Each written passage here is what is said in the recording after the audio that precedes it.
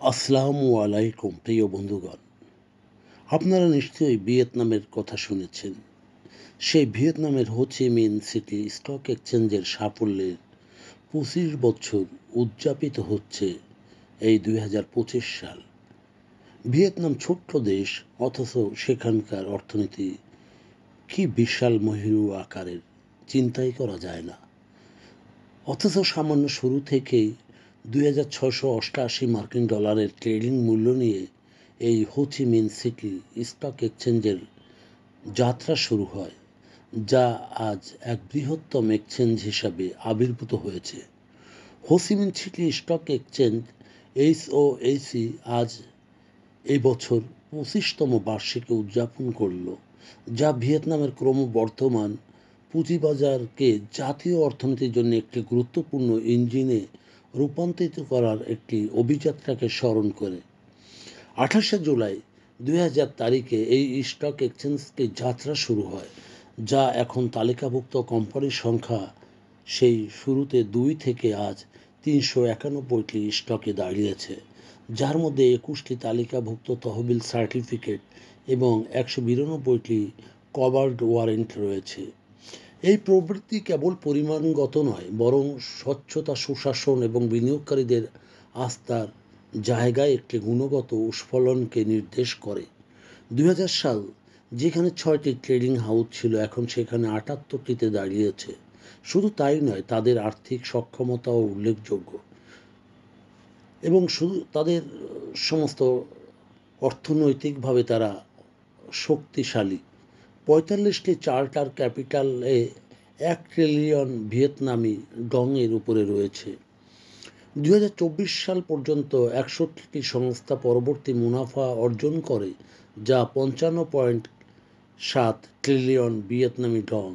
আর এই তথ্য উপাত্ত প্রকাশ পেয়েছে মূলধন বিষয়ক প্রকাশনা ভিয়েতনাম লতে। দিন যাচ্ছে যত, ততই সেখানে বিনিয়োগকারীদের সংখ্যা বাড়ছে। যেখানে শুরুর দিকে ২০০০ সালে বিনিয়োগ সংখ্যা ছিল ২,৯৯৭টি, আজ সেখানে ১ কোটিরও বেশি বিনিয়োগ অ্যাকাউন্ট রয়েছে, অর্থাৎ ৩,৩৬০ গুণ বেশি। অর্থ, রিয়েল এস্টেট, ভোক্তা পণ্য, শিল্প এই সম্পর্কিত কোম্পানির আধিক্য রয়েছে ৭৫%। ফিন্যান্স খাতে রয়েছে ৪৪.৫%। শুধু মূলধন সংগ্রহই নয়, বিশ্বাসযোগ্যতা এবং কৌশলগত বিনিয়োগকারীদের আকর্ষণ করার জন্যে এই শেয়ার বাজার মানুষের কাছে জনপ্রিয়তা পেয়েছে।